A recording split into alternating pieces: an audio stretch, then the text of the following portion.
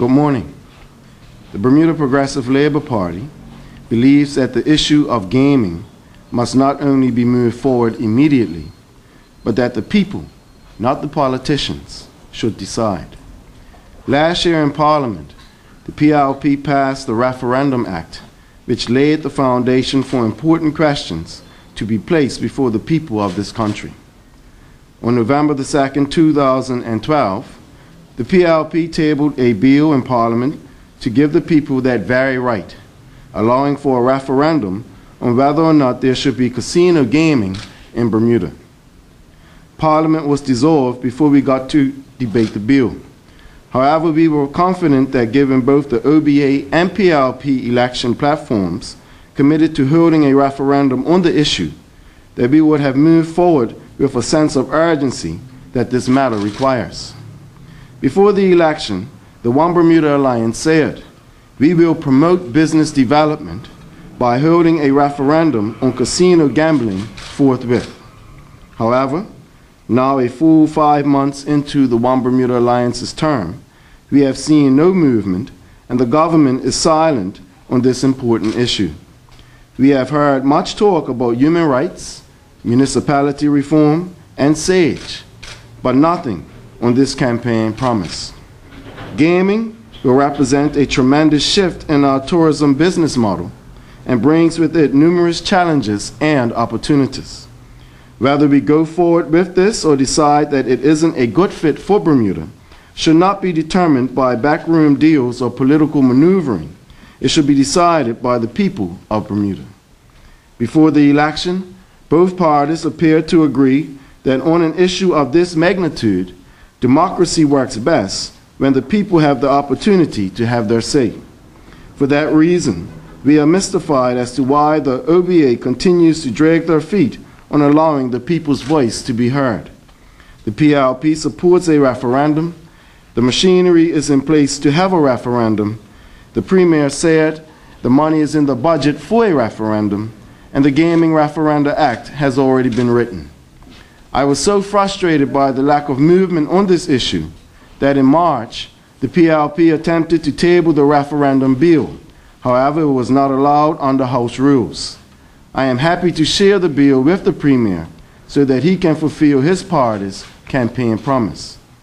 The public, through the Green Paper on Gaming produced back in 2010, has been informed of the potential benefits to our economy, and opponents of gaming have had the opportunity to inform the community of their concerns. Voters will have ample time to discuss and debate this issue so that we can arrive at an informed decision. There is no reason to delay progress on this issue. The PLP's position is clear. The people's voices must be heard. Premier Cannonier, I call on you to let the people have their say. Table the referendum bill tomorrow, and let's move on with the people's business. Any questions? No questions? Yeah. So maybe aside from the casino gambling, are there other top issues that you would want to see addressed under such a bill, put to a referendum, that is? The PLP's position is that on matters of moral questions, it's best to take those issues directly to the people via a referendum. So that could include gaming and casino gambling. Also, when the discussion of decriminalization or legalization of marijuana, that is also a question that should be decided by a referendum. We also understand and recognize that referenda could be utilized when we have a discussion on independence and sovereignty in the future. But moral questions in particular should always be put to the people directly and allow the people to have a direct participation in the process.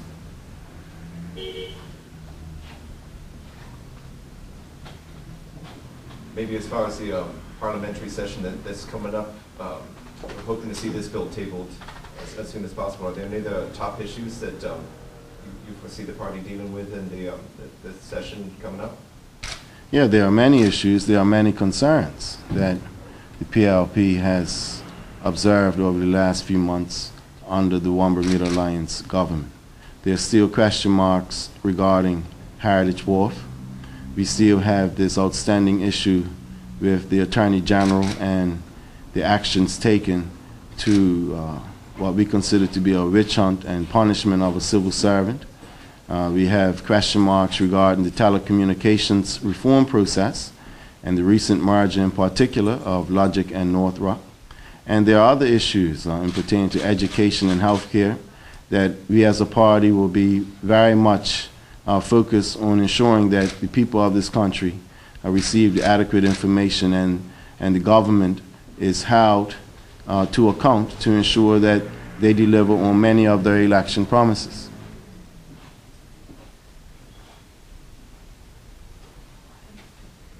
Well, let's assume that the examining of this referendum took place closer to the election.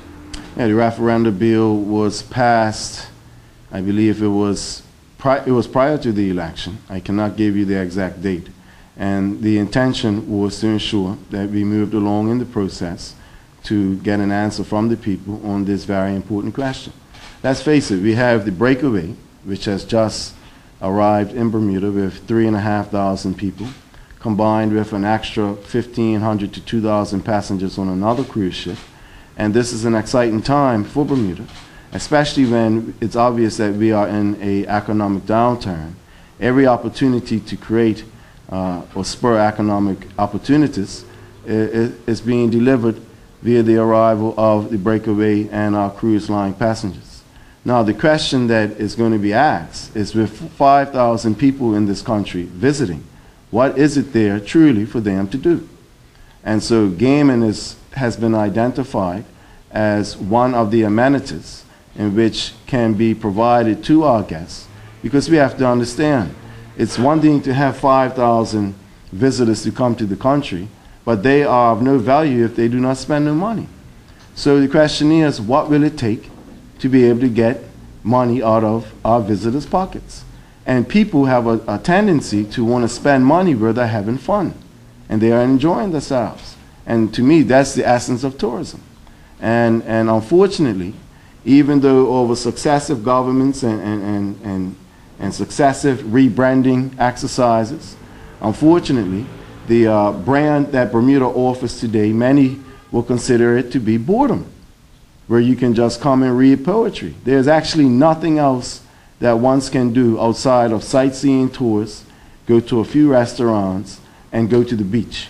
It just so happens that now the water's still a little cold, and so you cannot expect all the visitors to just satisfy their vacation at the beach. And so collectively, I think Bermudians need to move away from what I consider to be conservative or hypocritical conservatism, in the sense that when we are here, we expect guests to conform to this rigid standard of behavior, where we tell them this is how you can act. Yet when we travel, whether it's South Beach, whether it's to the mall in the Northeast, whether it's to Las Vegas or to the Caribbean, we spend money like there's no money left to spend. We enjoy ourselves. So why is it that we, when we travel, act one way but expect our visitors to come to Bermuda and to act another way? Fun is fun. And so we need to move towards what I consider a stiff-necked attitude towards tourism. We are in the business of providing customer service, so the customer comes first. So the question has to be asked, what do these visitors want? And I think that you have the business community, entrepreneurs, the public in general are excited and they're willing and able now to provide the services that they can identify that the market desires. The question is whether the state and as government will be willing to remove themselves from the process and allow the market to free up more, allow Bermudians and locals to use their entrepreneurial creativity and stop telling them no, they cannot do something, and allow them to provide a service or a good that they have identified our visitors enjoy. I seem to recall a survey. There have been a few surveys, and I've spent many years in the industry. The surveys indicated that our visitors were not inclined to find that gaming was anything that they would find attractive. attractive about Bermuda? How do you show me that? Gaming is an amenity. It's not the silver bullet to cure our tourism arrival numbers. Yet it's something that when you go to other destinations, you will find gaming as an integral part of the product offering. And so when it comes down to the market, you have to provide the services to allow the market to choose, allow visitors to choose. So you have people who will come to Bermuda who will not desire to gamble. They might find something else to do. They might want to play golf and go to the spa. But you have others who want to gamble. And if we're going to be competitive, we cannot determine the likes and tastes of our visitors. We just have to be willing and flexible enough to respond to their needs.